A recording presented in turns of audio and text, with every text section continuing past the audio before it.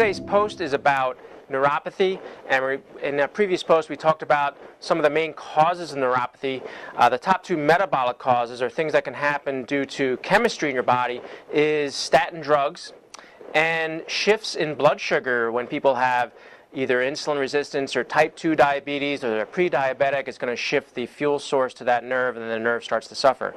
So let's just talk about why nerves get sick in the first place, or how we can keep them healthy. And we have to discuss what nerves need to survive. And that's their number one job, is survival. And once they are surviving, then they want to thrive by being able to be worked hard and activated, but also being fed the proper fuel. So nerves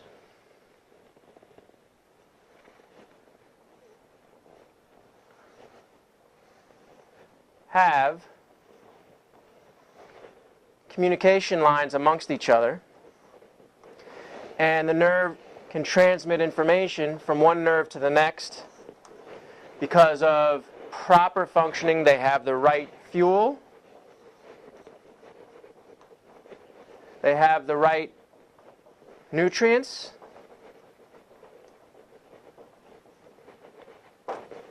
they have activation, and a last topic I'll talk about in a little bit. Just know they need fuel, they need ATP, they need energy, and the way they make energy is through having glucose, which is sugar, and oxygen.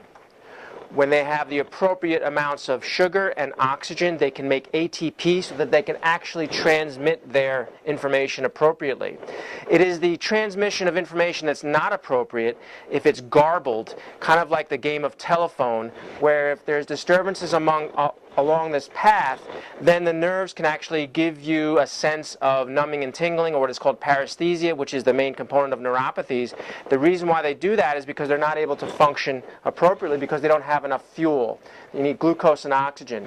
They need other nutrients. They need cofactors and enzymes to help create this communication system. They need things like CoQ10, or they need certain minerals like calcium and sodium. They need these things in order for this nerve transmission to occur. Activation means that it needs to be worked. They need to be actually stimulated. So, for example, you can get a neuropathy because of taking cholesterol medications like statins. You can get a neuropathy because your blood sugar is imbalanced, but you could also get neuropathy because there is a change in how these nerves are getting activated. So you can actually have mechanical causes as a cause to your neuropathy, meaning let's say you have joints in the spine and the lower neck, or in the spine and the lower back, where those joints aren't moving appropriately. That will create a decrease or a change in how that nerve can get activated. When the spine is working well, when it's moving appropriately, you're going to get a good activation through the communication loops. But when there's fixations, for instance, disc degeneration, arthritis, you can actually get changes in how that nerve is getting activated. You could have brain imbalances that cause imbalances how the brain is firing from the left side of the body to the right side of the body, and that can cause decreases in activation.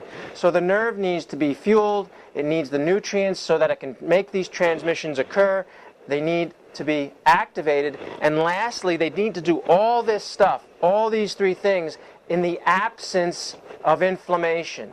There can never be any amount of inflammation around, or the nerves are not going to work appropriately.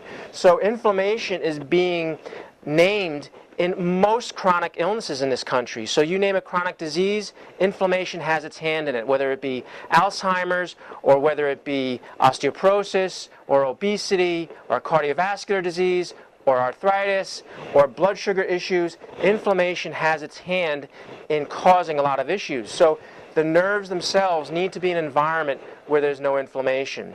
In some of our next posts, we'll talk about the environment of the brain and how some parts of the brain are cued in or are involved with your neuropathy, and we'll talk about that on a future post. So I'd like to thank you for watching, and make it a great day.